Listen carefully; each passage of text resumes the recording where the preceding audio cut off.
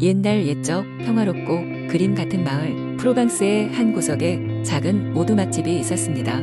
그곳에는 현명한 할머니 마들렌이 살고 있었죠. 그녀는 뛰어난 약초학자로 마을 사람들을 병에서 구해주는 능력을 가진 분이었습니다. 하지만 무엇보다도 유명했던 것은 그녀가 매일같이 시간을 맞춰주는 커다란 마법 시계였습니다. 이 시계는 오랜 세월 동안 마을 주민들에게 정확한 시간을 알려주며 시간 관리의 중요성을 깨닫게 해주었던 신비로운 물건이었습니다. 여름이 끝나가는 어느 날 마을에 한 소년이 찾아왔습니다. 그의 이름은 피에르였고 세상에 대한 호기심으로 가득 차 있었습니다. 피에르는 마들렌 할머니의 오두막을 방문했고 그곳에서 마법 시계의 아름다움에 매료되고 말았습니다. 그는 할머니에게 시계의 비밀을 물어보았지만 할머니는 미소를 지으며 말했습니다. 이 시계는 마음이 순수한 사람만이 그 진가를 알 수 있단다. 너도 언젠가 알게 될 거야. 그날 이후 피에르는 열심히 할머니를 도우며 약초를 배우기 시작했습니다. 그는 매일 아침 할머니와 함께 숲을 거닐며 식물을 연구하고 저녁이면 오두막으로 돌아와 시계와 함께 시간을 보냈습니다. 그렇게 시간이 흘러 어느덧 피에르는 마을에서 가장 현명하고 지혜로운 청년으로 자라게 되었습니다. 어느 날 밤 마을에 커다란 폭풍이 몰아닥쳤습니다. 비바람은 마을을 휩쓸고 다녔고 해가 뜨기 전까지 모든 집들이 흔들렸습니다. 마들렌 할머니의 오두막 또한 거친 바람에 크게 흔들렸고 그 와중에 마법 시계는 마침내 멈춰버렸습니다. 마을 사람들은 시계가 멈추었다는 소식에 흥분하였고 서로 어떻게 해야 할지 몰라 우왕좌왕하기 시작했습니다.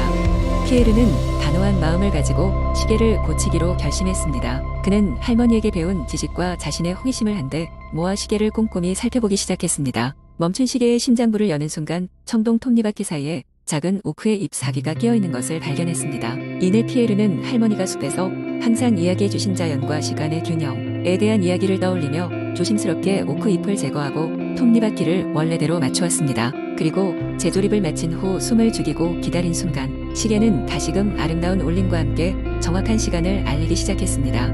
마을 사람들은 환호성을 질렀고 피에르는 비로소 마들렌 할머니가 말한 시계의 진가가 무엇인지 깨달았습니다. 그것은 자연과 조화를 이루고 주어진 시간에 감사하며 그 안에서 최선을 다해 살아가는 것이었습니다. 그리고 그날 이후로 피에르는 마을의 새로운 수호자가 되어 자연과 조화를 이루며 마을의 평화를 지키는 일을 맡게 되었습니다. 마법 시계는 여전히 마들렌 할머니의 오두막에서 돌아가며 피에르의 세대를 넘어 새로운 전설을 만들어갑니다.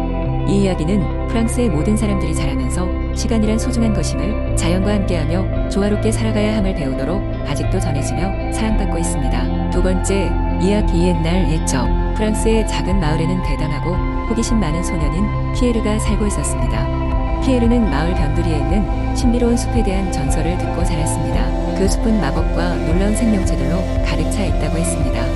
하지만 아무도 그곳을 감히 탐험하지 않았습니다. 피에르는 전설에 매료되어 어느 날 모험을 떠나기로 결심했습니다. 숲의 입구에 도착한 피에르는 푸른 이끼가 낀 빛나는 돌문을 발견했습니다. 그는 용감하게 그 문을 열고 들어가자 눈앞에 펼쳐진 것은 환상적인 세계였습니다. 나무들은 하늘을 찌를 듯이 높은 데다 각 나무마다 독특한 색깔의 잎사귀를 가지고 있었고 작은 요정들이 그 주위를 맴돌고 있었습니다. 피에르는 숲속을 탐험하면서 길을 잃고 말았습니다. 그러다가 발밑에서 이상한 소리를 들었습니다.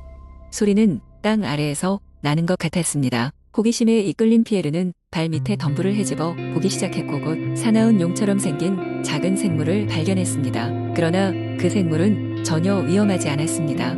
사실 그 용은 마법에 걸려 그곳에 봉인된 어린 왕자였습니다. 왕자는 피에르에게 마법의 숲에 얽힌 이야기와 그를 구해줄 수 있는 방법을 설명했습니다. 숲 깊숙한 곳에 숨겨진 마법의 샘물을 찾아 마시게 하면 봉인이 풀릴 것이라고 했습니다. 피에르는 두려움을 뒤로하고 용감하게 왕자와 함께 숲속 모험을 계속했습니다. 길을 따라가던 중 그들은 여러 어려움을 겪었습니다. 요정들이 내는 수수께끼를 풀어야 했고 지혜로운 늑대에게 길을 묻기도 했습니다. 마침내 그들은 샘물이 있는 장소에 도착하게 되었습니다. 샘물은 빛나는 수정처럼 맑고 투명했습니다. 피에르는 물을 왕자에게 건넸고 왕자는 그것을 마셨습니다. 순식간에 용의 모습은 사라지고 아름답고 웅장한 모습의 왕자가 나타났습니다.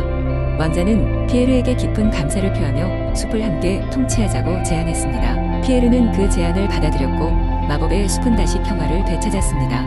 피에르는 마을로 돌아가 모두에게 그가 겪은 놀라운 모험을 들려주었습니다. 이후로 마을 사람들은 피에로와 마법의 왕자가 함께 통치하는 숲을 사랑하고 존경했습니다. 그리고 숲은 오랫동안 행복한 순간들로 가득하게 되었습니다. 이렇게 작은 소년 피에르는 용감함과 지혜로 숲과 자신을 구하며 하나의 전설이 되었습니다. 그의 이야기는 마을 사람들 사이에서 세대를 거쳐 아름다운 동화로 전해졌습니다. 세 번째 이야기 옛날 아주 먼 옛날 프랑스의 작은 마을에서는 온갖 신비로운 이야기가 전해지고 있었습니다.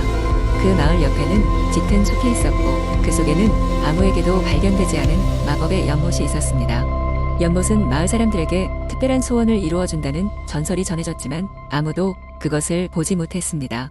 마을의 소장농 소년 줄리앙은 이 이야기를 들으며 자랐습니다. 그는 항상 모험을 꿈꾸며 언젠가는 이 마법의 연못을 찾아 자신의 작은 소망을 빌고 싶어 했습니다. 줄리앙은 부모님과 함께 작은 농장에서 일하고 있었습니다. 농장은 크지 않았지만 가족들이 먹고 살기에는 충분했습니다. 하지만 줄리앙은 가족들을 위해 더 좋은 삶을 제공해 주고 싶었습니다.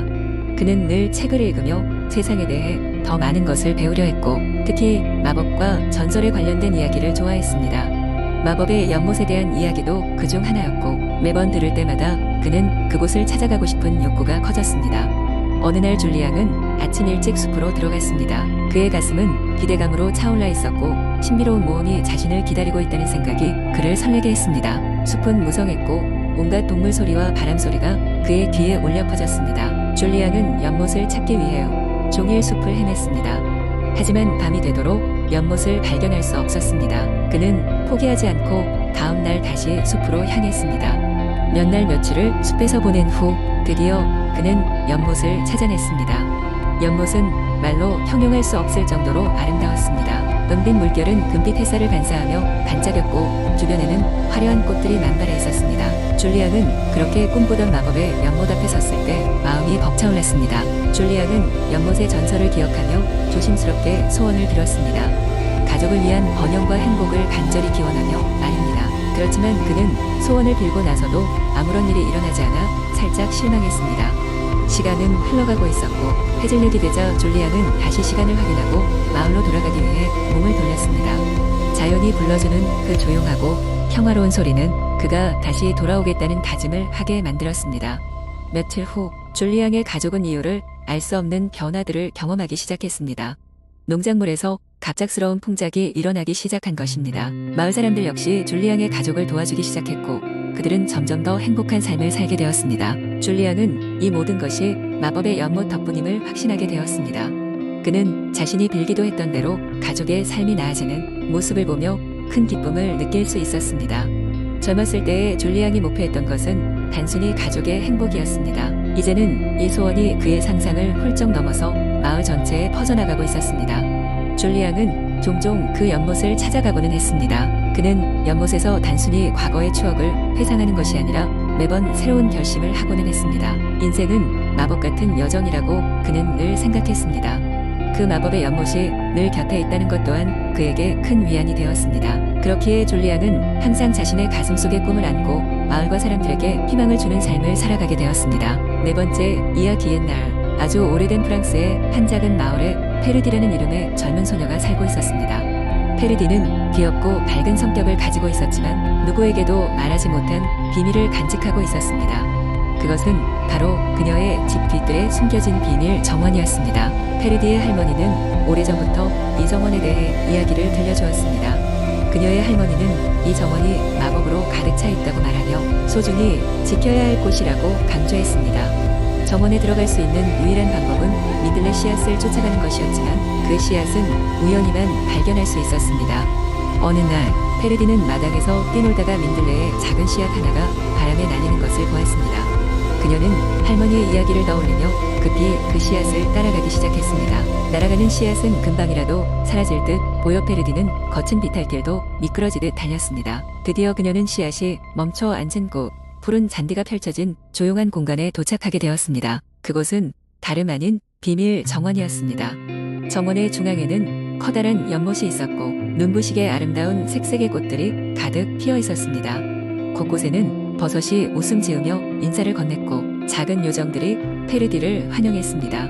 그녀는 이 모든 것들이 꿈인지 환상인지 믿을 수 없었지만 손을 뻗어 요정과 맞잡은 순간 그것이 현실임을 확신하게 되었습니다.